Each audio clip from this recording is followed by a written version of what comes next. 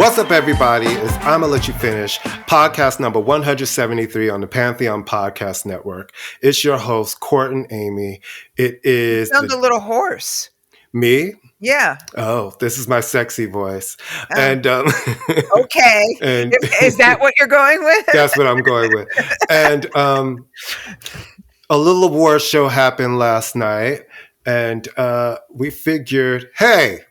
Nothing else to talk about. If we drop the show on Thursday, that Nobody feels like, why are we still talking about that? Right. So here we are, and here it is. Let's talk about it. All right. First off, I'll start with this. I think Trevor Noah is very funny as a talk show host. He is a horrible host, in my opinion. He's not my favorite. No, and the thing I thought LL was great as the host. Yeah, I mean, the thing is, I don't understand when famous people feel they have to geek out in front of famous people. You're famous, Trevor. Why are you acting like, I can't believe I'm in a room with famous people? That you've met before. You've met before. Let's do that part that you've met before. And in Dua Lipa's case, have dated. I mean, you're like, it's embarrassing and it's just very staged. And I guess they've decided the Grammys, you know, the lockdown Grammys were this very intimate sort of thing, and then it went a little bigger. So this was sort of like a Golden Globes kind of setup where everybody was at table. Everybody just looked you know what?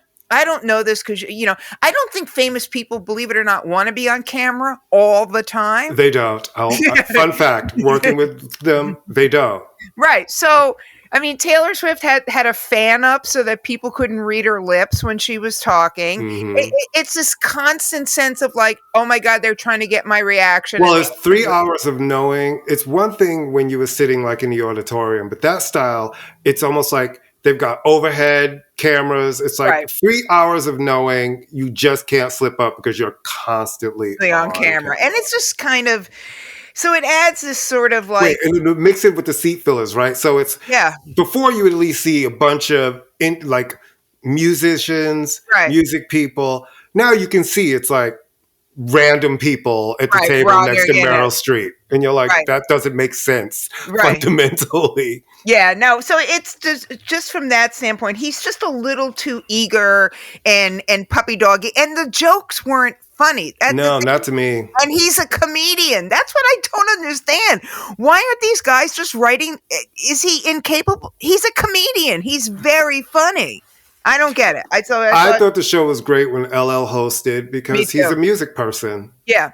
Yeah, he's a music person. And he was great at it. Yeah, he was good. And Latifah, didn't she host it 1 year? I remember Alicia Keys hosted it one year. Oh, she was horrible, Alicia Keys. Nice lady, though. I'm sure, but she's just like sort of, she's another one. They're also eager. They're like big puppy dogs up there. It's like, you're incredibly rich, you're famous, you shouldn't be this geeked out to be around famous people. It's still a television show, so everybody puts it on. It's a TV show now. Right, it is. Because it's not really about the awards. Like, I still don't understand why. Okay, you don't want to give all the awards in television. There's a lot. I get that. But you should at least give the major ones. The R&B traditional album should be on the air. The rap album award should be on the air. Well, that's what you got 3 hours. Right. You've got 3. They used to have the country artists perform too. Yeah, you know what I'm saying? They've cut a lot of that stuff out. Including, this is a time where you can... Victoria Monet came in with very high nominations and you didn't give her a performance slot? Well, why wasn't Boy Genius performing?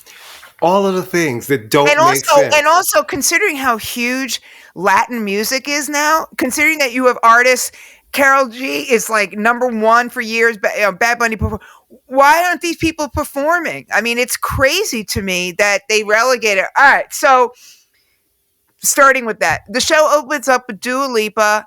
If this is what her new album's going to sound like, I'm liking it. I like that kind of energy. Mm-hmm. She's just not a scintillating performer. No, I thought having her open the show was such a weird, She doesn't have to Shazam. I believe Jesse Collins is the producer and stuff. I thought the direction of the show was terrible. I thought it was a pretty stage with really bad direction.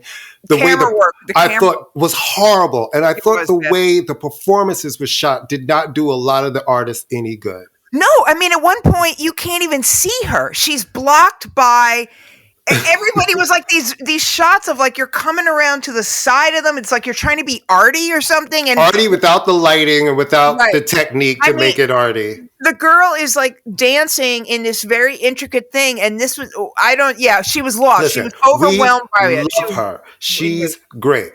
Should she open the Grammys? No. Especially since it's not like Bad Bunny when he opened because he had the album of the year. She's opening, previewing material that nobody has heard yet. So that's a kind of weird, like, except for the Barbie song, because Houdini came and went. So basically yay for her because I love her, but it was a weird choice. It was a very, very weird choice. It was not like, wow, we just kicked it off at the bang, kids. Now let's see what's coming. Yeah, no, it was very, very weird. All right, so that was kind of underwhelming, and then Trevor Noah runs around like a puppy. I guess the first big performance, the first big award handed out after that was Miley Cyrus, right? Yes, she won her first Grammy. Okay, she's looking more and more like her mother every day. First of all, I really enjoy seeing her win her first Grammy. I know she'd been nominated for a bunch. I had no idea she had never won one. I thought she had won some around the time of Bangers, but I don't know if she was nominated and didn't win. I was happy for her. Listen, she's a talented lady. No, she's talented. It's just, to me, a completely innocuous song. I mean, I really like that song. I know it's but it's just like it could have been done by anybody. She seemed to be having a fun. She got the memo, She seemed to be having a good time. I'm fine with it. I think she's very talented too. I got no problem. I loved her standing for Mariah Carey. You know what I mean? Because they love Mariah, and I love Mariah, and I thought that was a really cute moment. I need this MC to stand by this MC. Yeah, no, it was very, very fun, and she went off book, which was nice. It's fun to see somebody who can kind of talk. So I guess it was that, and then I guess the next major one was Luke Combs and Tracy Chapman, and that was just extraordinary. Best performance of the night. Best performance. Without. You see Tracy Chapman, and you're like, wow, you look like you're living on a horse farm someplace, really wealthy, doing really well, eating the food that you like, and coming out your house when you feel like it. You know what I mean? Well, then she opened her mouth and sounded gorgeous. Perfect. She looked gorgeous. She sounded gorgeous. And the way he was looking at her, you could tell that really meant something to him. That he's mouthing the words along with her, and not even on mic. No, it was absolutely beautiful. It's a beautiful song. Okay. Bless Taylor Swift's heart. She always acts like she's the only person in the room. She's not a little girl either. She's like 5'8", 5'9", or something. No, Taylor Swift is 5'10". Okay. And she's wearing heels. She will stand up at any award show and instantly block everyone behind her from seeing. And it's great that she's a fan. It's wonderful. But sometimes you're like, Taylor, just sit down. But it was beautiful. And Oprah, they kept showing her doing her mouth. Yeah, it's like, well, that's ridiculous. I mean, really, I was like, why are you and Gail there up front? Like, it's the Grammys. Do you need to be up front? CBS. It's CBS. I'm like, do you need to be in front of everybody's face everywhere? No, they're very, very thirsty girls, the two of them, especially Oprah. But so that was an absolutely gorgeous, and that was one of the few performances that was beautifully lit and beautifully shot. The simple ones worked. Yeah. Miley Cyrus, I thought, worked. I thought Miley Cyrus's performance was great. The simple performances where they just shot straight on and watched people actually do their thing were great. And it was also really beautiful to see the range of people reacting to the song. You had everyone from, everyone was reacting in some sort of, it touched them in some way, and it was a very, very beautiful kind of moment. And those moments, it was like that, Annie Lennox, Joni, which made the show for me. So then I don't even remember what was Billie Eilish. I thought was great, but they shot. I hated the way that was shot. I just didn't. Yeah, it didn't look the way it should have looked. No, it wasn't lit the way it didn't. No. It wasn't lit properly for what she was giving. Horrible. It didn't look good. The angles that they. I was like, this feels like amateur hour. Somebody hates her. I mean, it's a gorgeous song. It should be a straight on shot. They had this thing where they were doing last night where they would come around from the side and then circle around. It's like she's singing. This is a quiet, simple piano ballad, basically. The camera should be I'm not a camera person, but it should be directly in front of her. And that's all you should see is Phineas and her, and that's it. Why are you doing all these cutesy, tricky It was shots? it was almost like the scissor performance. At one point, I was like, "Where is she? Where is she?" I literally was like, No, "Where I is was she? like, where is she? And I know. I was looking around trying to find her in the way they were shooting it. And then I realized, oh, that little thing all the way up in the back is her. I was like, who? No, I couldn't find did this. No, I couldn't find it either. And I know that, it was a replication of the video, and I understand the Tarantino Yeah, but it wasn't done well. It wasn't. It's like you have producers, you guys, and a director. You block out this show. It was not blocked the way they filmed that. You needed a camera on her. It just felt. Yeah, she got lost. She got absolutely lost, and the mix on her vocals was terrible. It was absolutely terrible. I mean. And she was one of the belle of the balls. This was her night. I mean, she's coming in with the most nominations. She should have had the royal treatment on beauty, lighting, all the things. Everything, because this was her big moment to shine. All right, so there's that. And then what? You want to talk about the in memoriam thing? Because I don't. Well, no, let's not get to the death part yet. Let's go through the other parts of the show. Okay, the U2 thing was terrifying. That was a horrible song. I didn't even know who it was. I was like, what is this horrible song? We have now gotten to the point in their career where it used to be that Coldplay was imitating U2. Now U2 is imitating Coldplay. And that sphere thing, I felt like I had to take Dramamine. People sit in that thing. I have a friend. I have friends who went to the show. They said it's incredible. I've heard it's incredible. But it seems to be like a thing that is incredible when you see it in person. Yeah, not. I thought the way they shot that I don't even know what song they sang. No, it's a new song. They have a new song. It's a new song.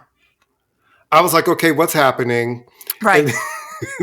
This is going to sound really, really horrible because we do want, but it's, to me, if you're going to go through the expense and you have them do one of the hits, because it was a new song and it sounded terrible and they looked crazy and the whole thing looked crazy. And I was like, my head was spinning, and the cameraman was like, I know, I'm going to do every art school, film school trick in the book. It seemed like an advertisement for the Sphere. Yes. And another thing, the way it was integrated and done, it was just poorly done. Yeah, it was, and the song was like, it didn't even sound like Bono. Listen, it didn't even sound like U2. And I like whatever you want about Ken Ehrlich.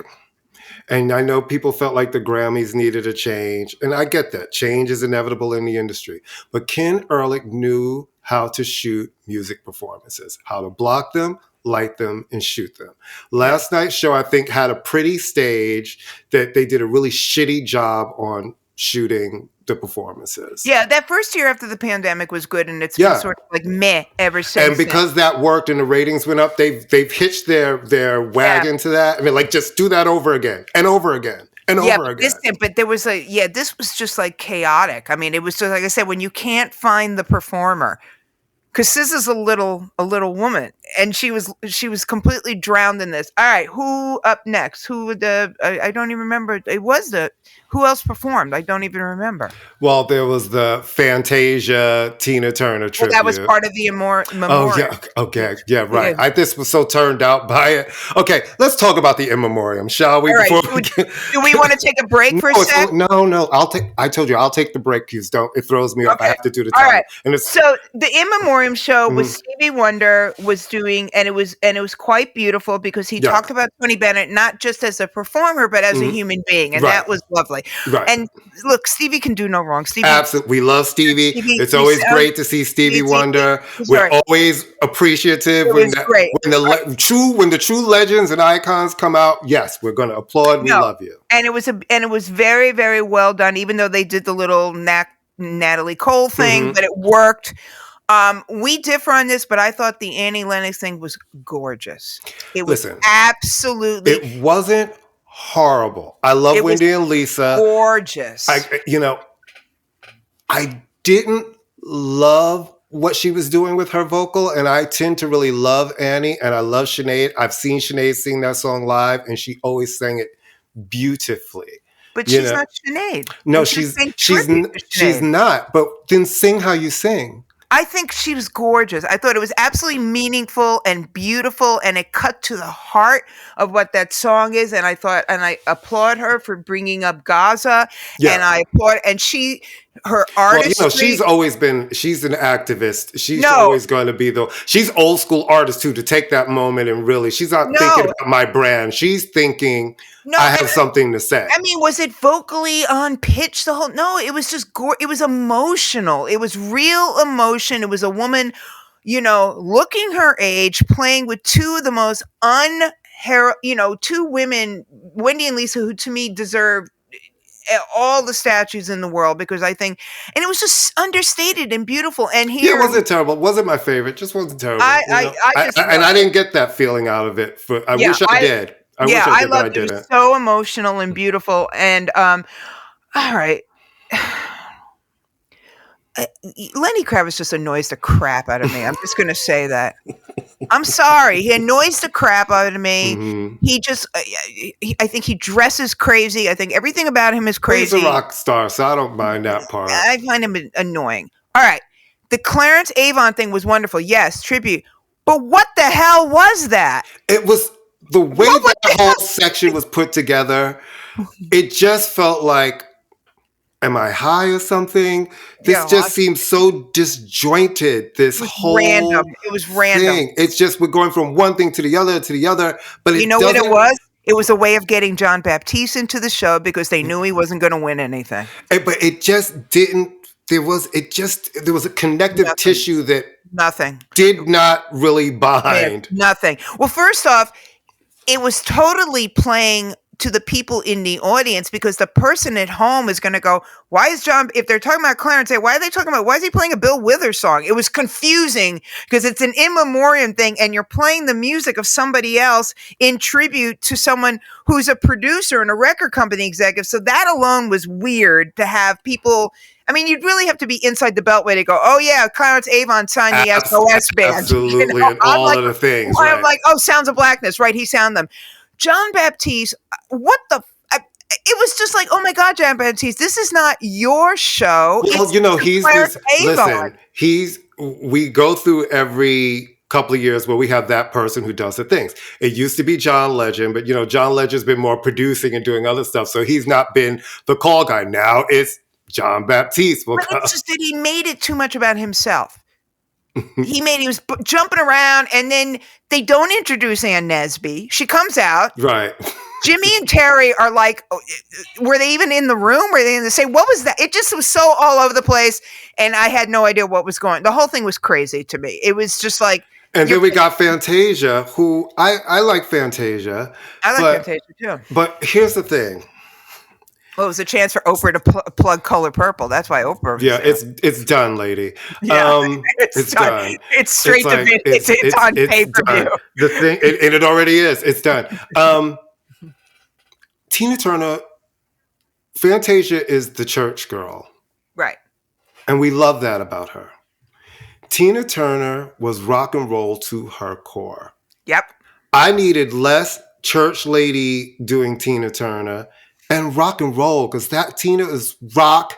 You know who could have pulled it off? Miley. Yeah, she could have done a Tina Turner. Yeah, she was dressed like her. She was wearing a Tina dress. She was dressed like her. She looked like Cher, and Tina Turner had a baby, and that's what she was wearing. I mean, it was a Bob Mackie dress too. Mm-hmm. No, Fantasia's just. First off, if you're going to do Tina Turner, you have to have the moves. What I said to a friend last night, and I said, have to have the moves. And Fantasia is many things. She is not a dancer. No. And what I said to a friend last night on the phone is, I was like, I'm not trying to be disrespectful, because she looked really beautiful. She did. I was like, but when I'm watching her move, I said, at 70, Tina was giving me more than what I saw in that tribute to her. Plus, this is a very minor point, but can we say tribute to Tina without always doing Proud Mary? That's what I was about to say. How about this? Tina has a full catalog. Right. Fantasia could have really sang one of her private dancers. She would have done, or one of her big ballad moments as a tribute to her from one of her albums that really would have turned the moment out. Well, and also, why would you try to do Proud Mary when that is not your ministry? Hey, well, not only that, why do we keep doing the song she had the hit with her husband? With her husband. Right. Why don't we do her solo work? Right. She could have done We Don't Need It. She could have done a million different songs that didn't require the I Can Do It in My Sleep Proud Mary choreography. I mean, how many times do we have so it just seemed very unimaginative. Let's do the song that I did with my husband, even though I went on to have huge hits on my own. A bigger career on my own. On my own. Right. And the twirling. Yeah, it just seemed like the whole thing, it really just seemed like they obviously wanted to pay tribute to Tina, and they should. And Fantasia is an amazing singer, but it was the wrong song with the wrong person. And the wrong... For that song. If you were going to have Fantasia, then like you said, one of her big ballads, something that she could have done, What's Love. If you needed to go just typical... Anything, yeah. One that you think people would know, do What's Love. I Don't Want to Fight Love. Tonight or Private Dancer. I mean? She could have tore up Private Dancer. She could have tore up Private Dancer. Absolutely. Vocally, she would have given that what it needed. Yeah, no. So it just seemed like a throw, even though it obviously wasn't thrown together at the last minute, it seemed very thrown together at the last minute. Was that the end of the big fight people always have? They want to know, are they going to name everyone who passed away? Obviously they can't do that. It would take forever to do that because lots of people pass away, sadly. But I was very glad to see a lot of the British, the guy from the Smiths, and I was very glad to see Mark the 45 King, the acknowledgement of him, and True Dave from De La. Very glad to see Wayne Kramer got mentioned. He died 2 days before the show, but all you got to do is slap a picture up there. So that was nice that it was a wide... there's always going to be... Listen, no one's ever going to be happy. There's always going to be somebody who goes, oh, you forgot to put blah, blah, blah, blah. All things considered, they did a very good job in paying memorial, but I just really, really found some of the performances to just be, again, I understand your objection about Annie. I mean, I don't agree with it, but I can understand it. But at least it kept the focus on the artist. Yes, absolutely. Listen, I love Annie Lennox. It just wasn't my favorite performance of hers. Love her, wasn't my favorite. And I wish every time anybody does a tribute to Sinead O'Connor, I know that that's her most popular song, but we've had tributes and everybody they've reduced this woman who had like 8 to 9 albums to a Prince cover artist, one song. Right. There could have been, It's the Grammys. Guess what? This is a time where you celebrate all music. You don't have to just go to the one you think people know. Yeah, it would have been. Could you imagine? I guess they want the serious song because I don't know. I just was very... I guess that's what Wendy and Lisa were doing up there because it was a Prince song. I guess that was the weird, strange And maybe connection. they played on the original. I can't remember. Well, I'm assuming they did. I mean, I'm assuming Wendy and Lisa played on all songs. Well, no, you can't assume that because I don't know because, they played through the Revolution days and he did a lot of work after the Revolution. No. But I'm talking about when it was The Family. Wasn't that originally? Well, yes, but The Family was not Wendy and Lisa. Right. Family was Wendy's twin sister, Susanna, and that whole band was St. Paul and all of those. Yeah, guys. I just think Wendy and Lisa probably played the instruments on every Prince record. I'm convinced that they were like sort of in the background playing everything. All right. Now we should take a break because let's go to something happy after that. We'll be right back.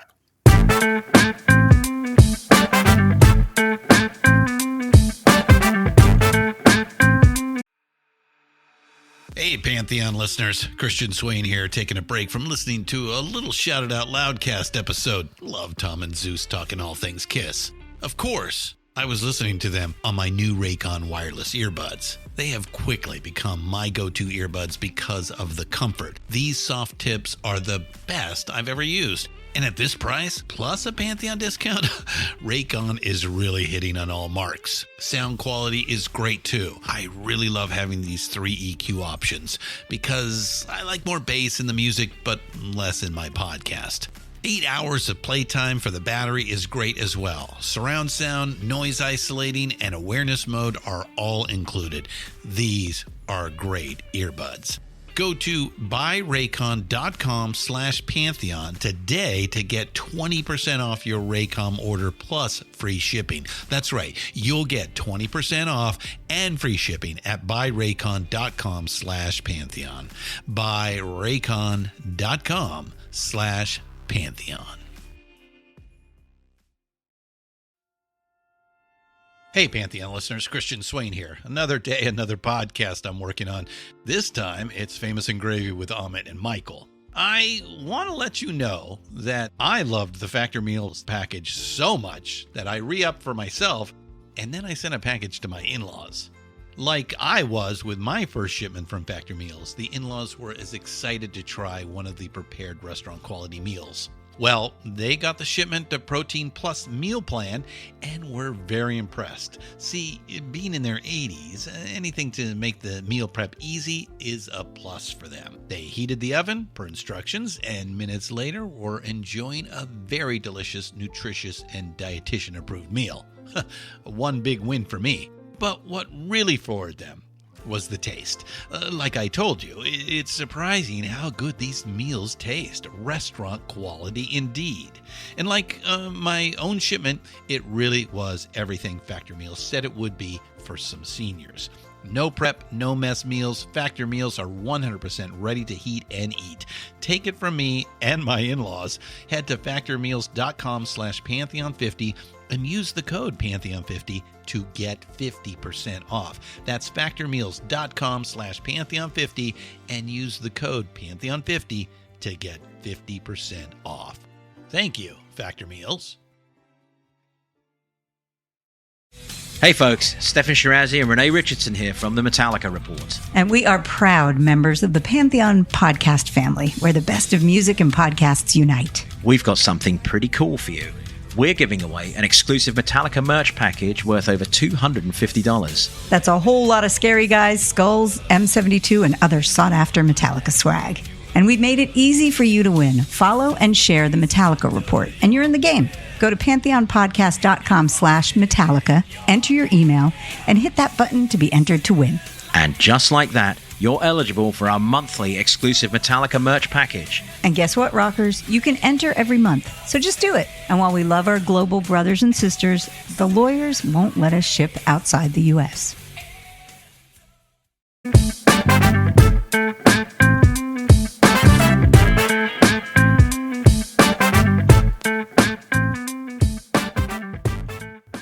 And we're back. Okay, so you and I, it's a good thing we're not betting people, because you and I were like, there's no way Taylor's going to win. It's between SZA. Oh, Olivia Rodrigo's performance was very good too, I thought. Oh, yeah.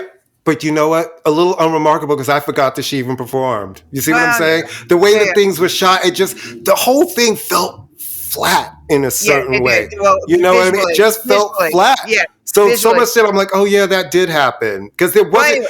They try so hard to create moments that they miss it. Moments have happened on the Grammys when you just had great performances and not trying to, this will create a moment. That's never how it works. I mean, Ken Ehrlich was guilty of that too, because he was like, it's a Grammy moment. They bring everybody and their mother together to perform. He was elite, but he got them. Yeah. All right. So again, you and I are obviously not betting people, because we would have lost that one. I don't know. I mean, I think that's a lazy vote. It's a very lazy vote. I think that was a lazy, and this is not to disrespect Taylor Swift. Not at all. She's a very, very, very talented young woman. She really is. Midnights, I really enjoyed that record. Yeah. But is that the album of the year? No. Is it the album of the year? I think, you always have to remember that it's like everyone votes for album of the year. Absolutely. So if you're a 7-year-old tuba player, you're going, oh yeah, Taylor Swift, I know who that is, and you just give it to her. It felt very, very like Aretha getting an award every year, no matter what she put out, type of thing. And I Taylor is the queen of like, oh gee gosh, but I really don't think she thought she was going to win this one. I don't think any of us thought she was going to win this one. Or what'd you think of her like using her time up there to announce her secret record which she's been on for 2 years. So it's been a secret for 2 years. Wait a minute. I thought she was going to say it like she was married or pregnant or something interesting. No, it's like, oh, something my fans for two. First, it's a little tacky to say how many Grammys you've won. I thought that was a little tacky. I mean, well, listen, Tacky. there was a lot of tacky when it came to that, but we'll get to that other part later. Yeah. I thought, listen, that's the way you announce. The Grammys were known for people coming on there and announcing shit, right? So her fans are excited. But from what it felt like to me was, so you're just not gonna go away for a little bit and give us a break. It's like it feels like 4 years straight nonstop. No, she is someone who this is her life. This is what drives the MAGA people nuts, is that she doesn't want to settle down and get married and have kids. She is a workaholic and she's going to keep doing this. I have no problem with that. You have a whole tour, you have all these things going on, but it's just like album after album. I do think that there becomes a fatigue. Like, you can give us 6 months, just a break. Well, but because normally in this off period, you have a relationship that's, that, listen, you can't help them showing you a lot, but you're also playing this relationship very publicly because you know how to do it differently. When she was with Joe Elwyn, she did not play that relationship publicly at all. Remember, I think that was, if you want my personal opinion, I think she's a girl having a lot of fun right now. I don't think this is a serious relationship, which is why this one was public. I think that one was really serious, which is why it was personal. Right. Well, I'm not telling anybody how they, should. I'm just saying there's no break. So now here we go. Now we're going to go into the tour starts back up. I want to say this week. Yeah. So we're going to get all that tour press again from all over the world. Well, now a new album. Then she comes back. And then everybody's still waiting for the Reputation re-release, which I'm sure will be coming at some point this year. It's just a lot of Taylor Swift. And she'll get another award because clearly it's clearly not working for her, right? You know, it's really funny. I read this and it is true. She's won all these awards. She's never won an award as a songwriter at the Grammys, which is really interesting because she is, to me, more of a songwriter than a singer. And it's just she has never won Song of the Year or Record of the Year. She's only won performance stuff. And that, you would think the Grammys, being the somewhat conservative thing, would look at her as like, oh, here, she hits all the boxes for songwriters. So that's really, really interesting. All right. So Jack keeps winning for Producer of the Year. Well, that's, I mean, okay, all right. I am saying this by prefacing saying I am aware that this may sound somewhat mean-spirited, and I am going to meditate extra hard tonight. What has happened to Lana Del Rey's face? She looks the same to me. Well, then what is happening to Lana Del Rey's face? I didn't even know who that was. Was it maybe that her hair was different? She looks the same to me. And why is Taylor Swift, why is she dragging her around like a puppy? Because Jack produced both of their records. I know. She was on Taylor's record. Yeah, I don't like that. I don't like Taylor with Lana. I don't like my Taylor. Well, she's not my Taylor. I don't like to, But I just was like, who is this girl sitting next to him? I'm like, oh, it's Lana Del Rey. What do you think of the controversy around Taylor, certain people feeling that she snubbed Celine Dion when she came on stage? I think it's completely manufactured and bullshit, and who cares? I really honestly do. I think it's just a, I just think it's like, I don't know. I will give this. I'm going to say this about Taylor Swift, and we've always said this. If there's anyone in the world who is 9,000% focused on public appearance and awareness of a camera and being professional and being, all this stuff, it is Taylor Swift. And I honestly cannot believe for the life of me that she would deliberately do something on national television. I really do think, and I honestly don't really care, but I really do think that she just got caught up in it.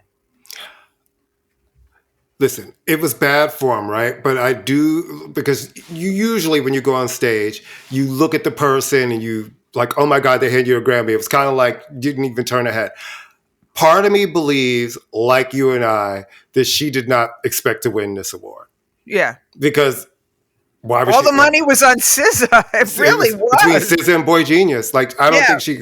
So, Did it look good appearance wise? No. Do I think she was trying to disrespect Celine Dion? No. Taylor Swift is actually a quite lovely person. Yeah. You know what I mean? That's not even her stilo. No, not at all. Yeah, so did it make for an awkward moment when you see it? Yes. But do I think it was some intentional, oh my God, hate fest? No, I do not. Not at all. No, I think it was a moment of like somebody just being like, oh my God, running up there. Celine, more than likely because of her very sad physical condition, stepping back a little bit, because if Taylor had full out hugged her. First of all, that's what people do anyway. When the person takes the Grammy, you step out. It's television. People who understand on these shows, you get out of the way because the camera's on the person making their speech. Right. I think people just need something to be pissed off of. I really do. I think it's just gotten to the point. If there was, I'll be honest, I didn't notice it. My friend called me when we were watching. He was like, "Did you see what just happened? She just ignored Celine." I was like, "She did? I didn't even pay attention to that." Listen, if it wasn't for social media, nobody would be talking about it. Nobody cares. It's a whole big, who cares? I mean, I don't think it was deliberate. I think, again, anyone else but Taylor Swift, you could go, okay, Taylor Swift is a machine when it comes to this stuff. Mm-hmm. The woman is a machine. She knows she knows everything. So I really do think it was just sort of a, like, I don't see it at all. And nobody doesn't like Celine Dion, for crying out loud. I mean, even people who don't like her music like her. I mean, and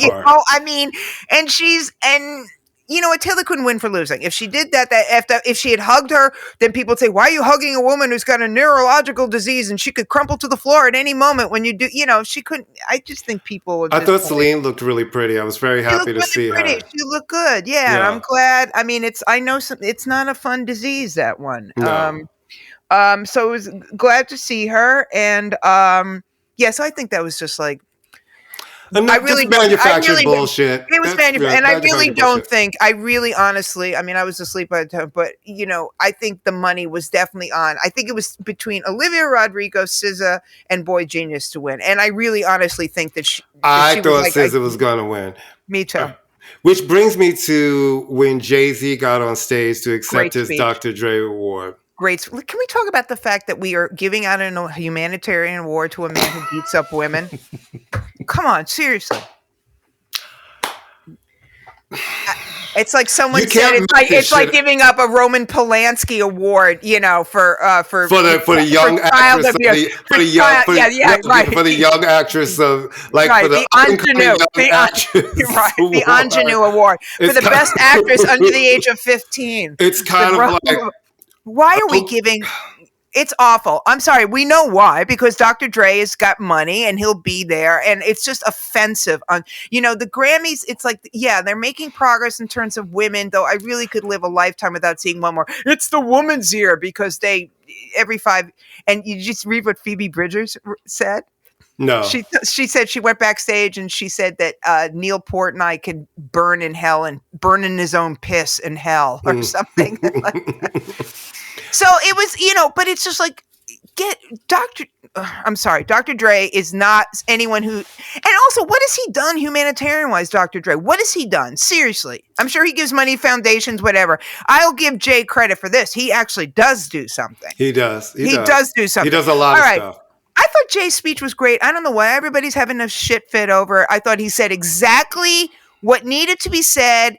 I think what he said about Beyonce, it was one line out of a 5-minute speech, and he was showing his wife respect. He's absolutely right. It was very offhand. He was funny. I love the bit where he talked about we boycotted the Grammys and then we watched it in the hotel room. I'm sure all of those people who always bitch and talk about it's not da-da-da-da, they all watch it. Of course they're watching. Listen, the flip side is, Beyonce doesn't need anybody to defend her. Okay, she's never won Album of the Year. Neither is Janet Jackson. Neither is Mariah Carey. A lot of people. Diana Ross has never won a Grammy. Patti LaBelle only has 2. When you start... The Rolling Stones have never... Right. My issue with what he said was, when people keep saying the Grammys and they talk about the Grammy, the Academy did its part. She's gotten all of the nominations. But if you really... They've expanded voters. I think there are a lot of people who enjoy Beyonce, but they don't all love her music. But you can't say that out loud, right? You can't talk about it honestly. Right. It's like, if you do, people are like, well, what's wrong with you? You're not allowed to criticize her. Yeah, you know what I'm saying? So I think who he should be talking to is all of their colleagues, because they're the ones who vote for this. And they're the ones who've not voted for your wife to get Album of the Year. And the truth of the matter is, when you look at the numbers on Beyonce on the Hot 200, she's only had 2 albums on the Hot 200 that have done multiple weeks at number 1. Right. 4 was number 1 for 2 weeks, and the 2013 album was number 1 for 3 weeks, right? So hold on. Well, let me finish my point. I'm just thinking that in the categories where she does win, if you go and you look at the chart history, she has dominated, right? Like where she wins, like Lemonade, you would think would have been number 1 for a million weeks on the Hot 200. It was only number 1 for 1 week, but on the Urban Albums chart, it was number 1 for 10 weeks, and it won best R&B album, right? And Renaissance was number 1 for 1 week on the Billboard chart, but it was number 1 on the dance chart for literally over 10 weeks, and she won the best dance album. So the SZA exclusion really hurts because she was number 1 for a really long time. I look at the Beyonce fans and I'm like, I understand your frustration. But when someone starts their speech with the most winningest person at this awards, that means you're not hurt. Like, it's almost chiding the voting members because, well, you haven't given her this one. I agree with you, but I just feel like it was like, and I get it, take up for your wife. I'm not mad at that, but she doesn't need to take it for. No, of course. It's not a Kanye moment where he was like making a fool of himself, because he was doing it, and I thought that his overall point was we still have to get. I think last night proved it.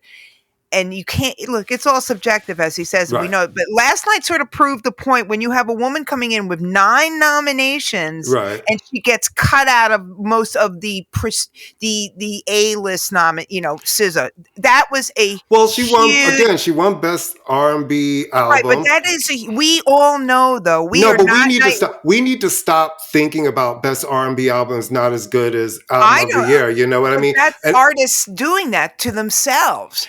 Because let me just tell you something. Every artist I've ever worked with who's won a Grammy in every category, they are so happy for that Grammy. They've never been like, this isn't the album of the year. They're like, oh my God, I got a best R&B, I got a best rap song collab. They love their Grammys. But look how the thing is it's the same thing. If you're a short documentary filmmaker, you're winning an Oscar in your category, right? And that's as important to you. They just need to show more love to these other categories during the telecast, which they're not going to do. And they are setting up the white award is better than the black award. And that's really the way they're setting it up, which is completely effed up, which is why it makes the Taylor Swift win. You and I were both so surprised, and it seemingly her too, because SZA, they had in SZA an artist who checked everything. Big, huge pop hits. That album was number 1 on a Hot 200 for like 9 weeks. For like 10 weeks, 9 consecutive. I believe. Huge tour, huge sold out tour, critically acclaimed, all of the things, and collaborating with rappers, collaborating with Boy Genius, collaborating with everybody. So it was one of those things. You're like, what more do? Which is why I was like, this is her year. Right. Because to me, it felt like Taylor's big song, Cruel Summer, which is still in the top 10, is from her 2019 album, Lover. Right. I almost forgot about Midnight. Well, I thought she was getting nominated for Anti-Hero. She got nominated for Anti-Hero, but I'm saying the song that has dominated the radio in the space. Anti-Hero was a hit, but Cruel Summer is still going. Right? So that's the biggest song. It's not even from the album that won. I just thought, okay, if you can check all of these boxes, how could it not be SZA? I think you're right. Where there was this name, and it's like it felt like It name. really Just felt like, it felt like a lazy choice. it was You like know? here. And this is not a disrespect to Taylor. No, not because at all, I but it enjoyed just- the Midnight's album, but it felt like a lazy choice. It just felt like you're going down the line and go like when I vote for judges. I like her name, fine. Jack. Turquoise. That sounds like she's a black woman, right? Yeah. I'll vote for her. No, really, I'll go.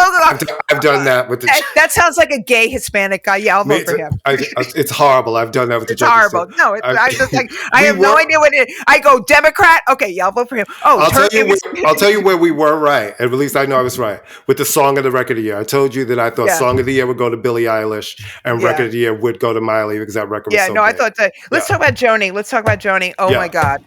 Oh my God. Did you love the moment? I watched it this morning and I got a little verklempt. Good. And I will tell you what I thought about.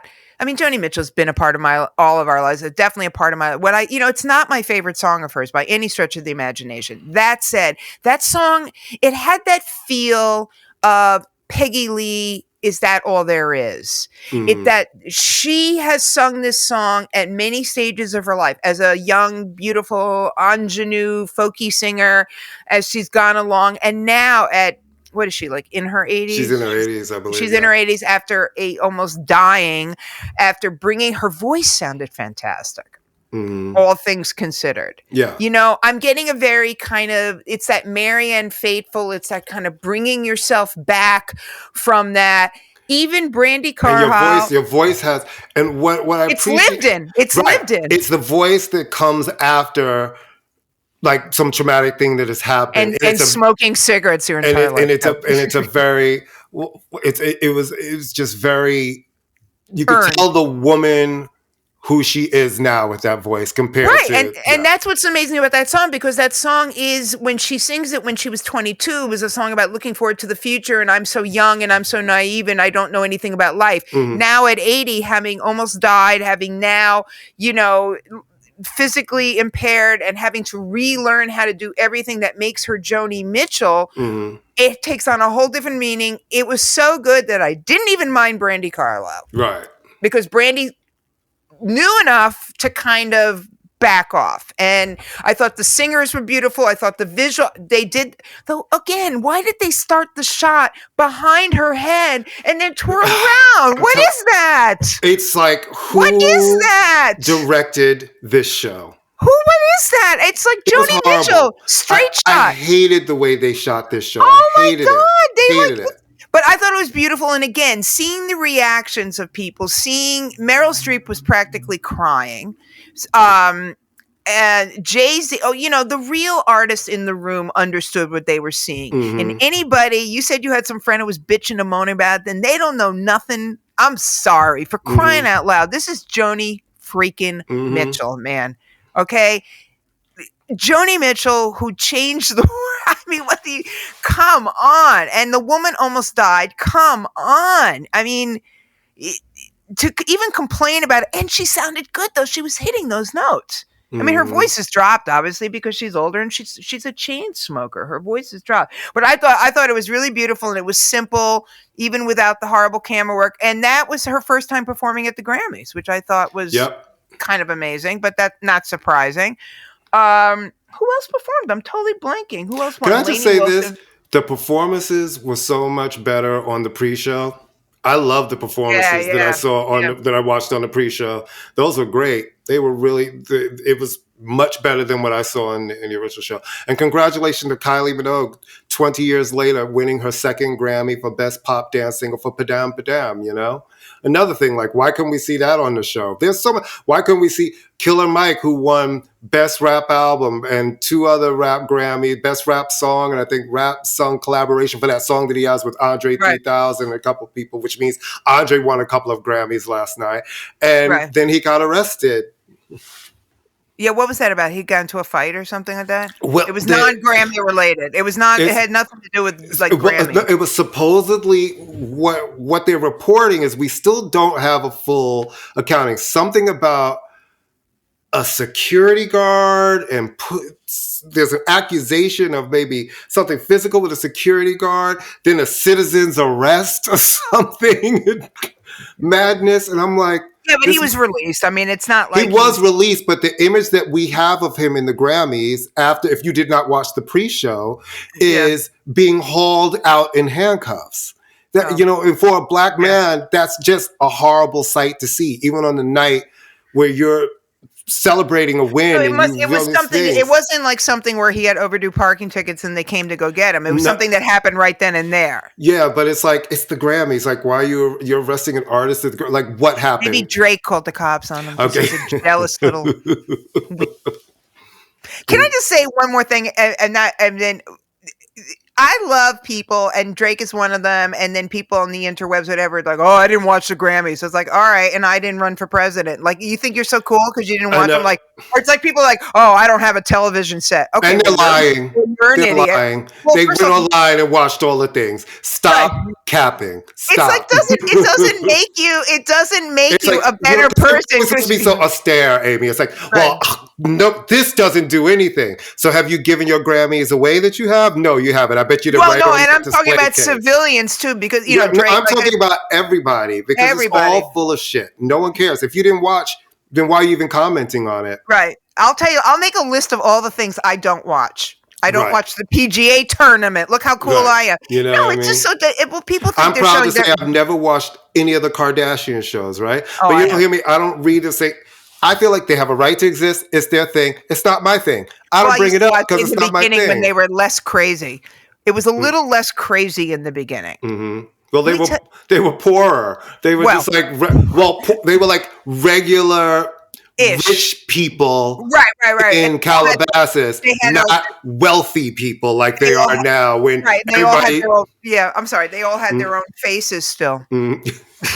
It is funny when I've seen a clip like on TikTok or something of those old ones, and I see them. They all look so different, except for Courtney. She still looks like Courtney the same looks person. Well, she was always like the sane one, but the rest of them look like different people. Well, you know, you're always going to find out what someone actually looks like when their children start growing up, and oddly, none of Kim's, and they're cute kids. But they're not going to look like Kim Kardashian. Because Kim Kardashian doesn't look like Kim Kardashian. Well, they're also black children, so they're going to have, like, that's a dominant. No, but what I'm saying is that her sort of, she looks very different now. She looks beautiful. Don't get me wrong. I think she's very pretty, but she does look. Do you follow that woman on Instagram who does all the imitations of all the Kardashians? She's hilarious with the nails and the shaking. No, the nails that keep coming off are fucking hilarious. But it's the salad where she's just sitting there like salads. She has those voices down. She's got the voices down. And she has all of them now. Now she's doing Kylie, Kendall, and Chris. And she's also, she goes, is it organic?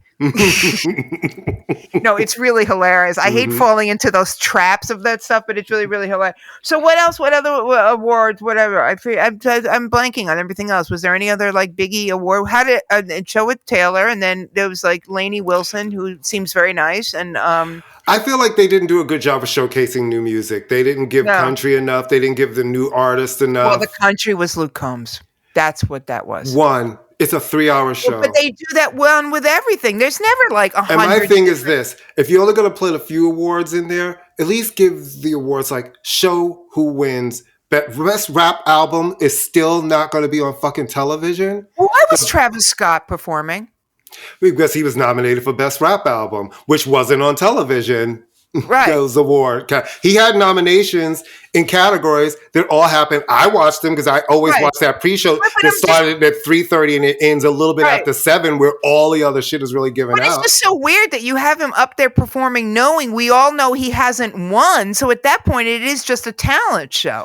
Yeah, but you don't know that because you booked the artist to do the show, right? You're not going to pull him off the show once he didn't win. Like he was slotted to perform. But you know you're not going to present that award So that's what I'm saying. It's so weird. Because it's a television show, Amy. Right. I know. It's a TV show. He's a big name. It's a television show. It's so funny. Trust me, if they had a Drake or a Jay or somebody who would perform, they would have been in that slot. None of those people were performing, right? So it was so funny. It's like when you see all these people out there go, oh, it's all about marketing, Taylor Swift. It's like, really? Gee, why do you think like when the Tony Awards shows close if they don't get Tony nominations, right? This is how you know we're doomed, right? Like when the white people are turning on Taylor Swift, it's like, she is your princess. Y'all created her. I know more Black Taylor Swift fans than I know white Taylor Swift. It's like, but they created her. No, but it's just this sort of, like I said, it's like, oh, it's marketing. Of course it's marketing. Everything is marketing. Everything. Touring is marketing. It's all marketing. Putting out a record is marketing. She just decides to cut to the chase and go, I got a new record coming out. Bye-bye. It's like, remember when Macy Gray showed up in that dress that had her album release printed on it? Why not? Said, I have a new record. I went to look. I said, well, let's see what the cover and what the shit looks like and how many tracks are on it. I know. I looked. I'm just kind of amazed that she announced a record that's coming out in 3 months. I mean, that's a long time. Which must mean that a single is coming soon. Yeah. That's why. Yeah. She's no dummy. Yeah, She's no. dummy. She had the album art ready to post immediately. She's no dummy. Her saying that lets us know there's music. There's music coming soon. Yeah, new music. There's already a video that's probably shot. Listen, I'm not mad at her business acumen in this shit. She's like, she's feeding the beast.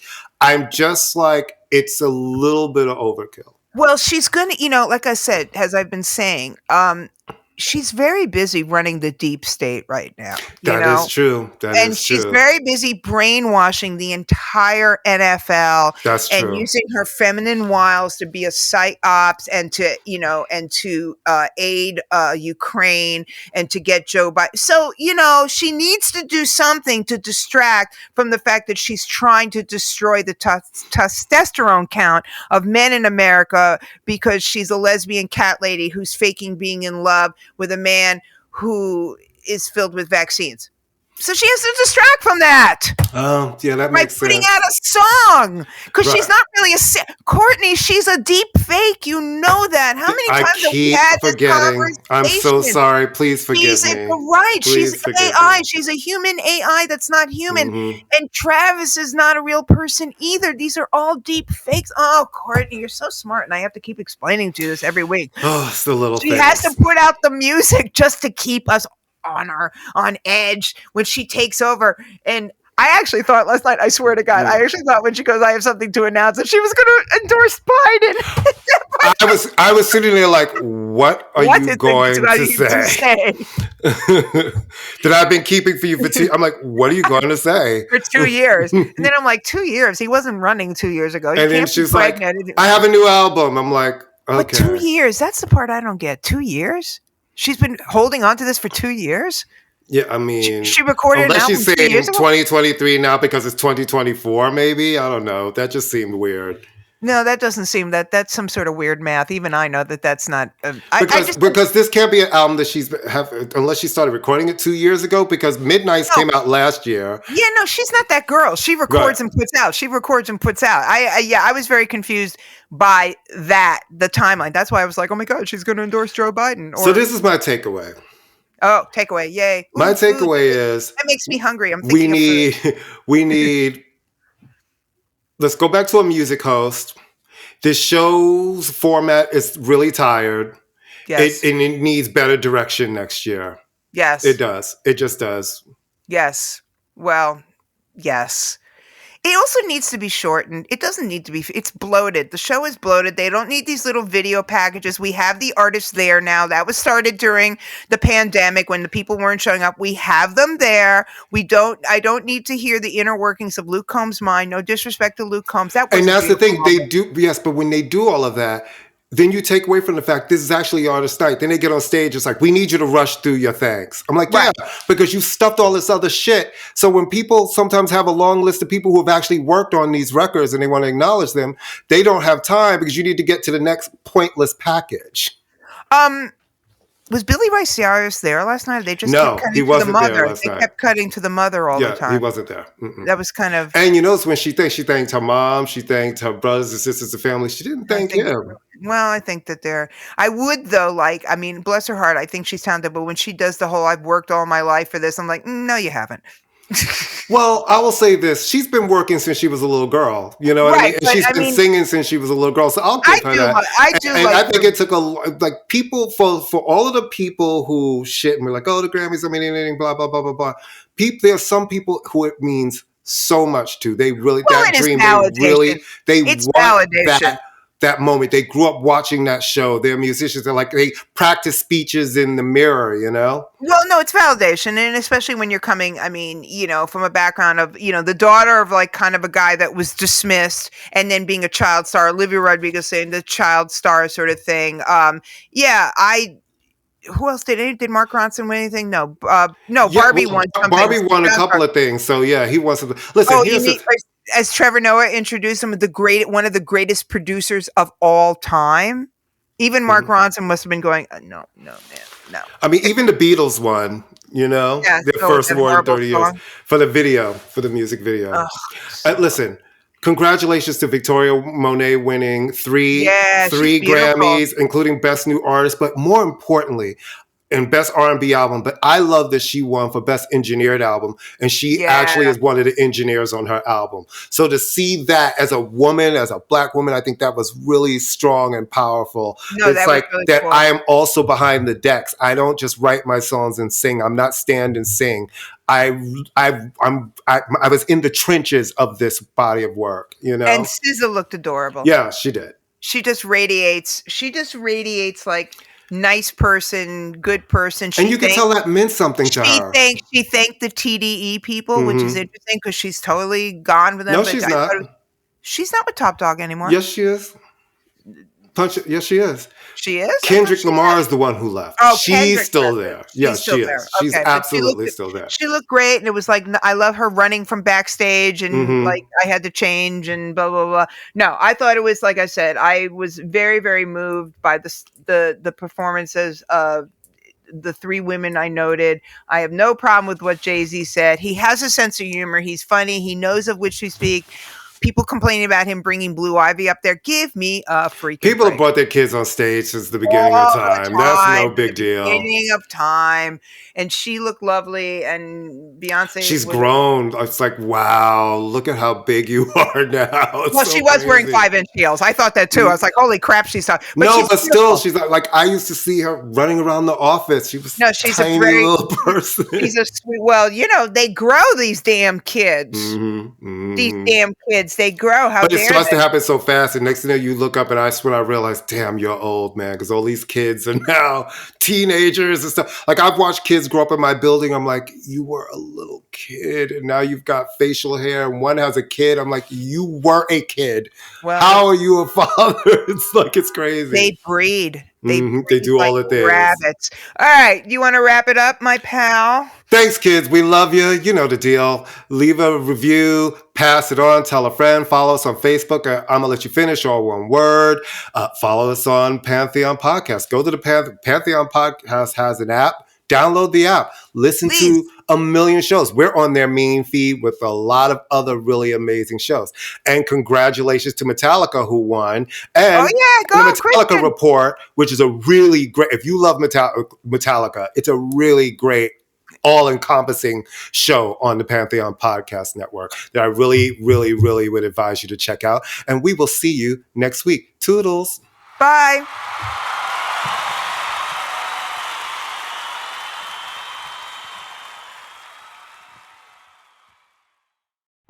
Hey, this is Liberty DeVito. This is Mike Del Giudice. This is Michael Cavanaugh from Broadway's Moving Out. This is John Jackson, director of the Billy Joel Archive. This is Russell Javers. This is Richie Cannata, and you're listening to Glass Houses, a Billy Joel podcast. It's awesome. I'm Michael Grosvenor. And I'm Jack Fernino. We're lifelong Billy Joel fans, who launched a podcast in 2020 celebrating the music we love. Whether you're looking for the greatest hits or the B-sides and rarities, you'll find it all here. And if you've ever wondered what happens behind the scenes of a concert or recording session, we've got you covered. Join us as we explore albums, tours, band members, the latest news, and more. You'll also get a unique glimpse into the music industry straight from the musicians and other professionals who help make it all happen. Tune into Glass Houses, a Billy Joel podcast at glasshouses.pod.com or wherever you get your podcasts. Glass Houses, a Billy Joel podcast is a proud member of the Pantheon Podcasts network.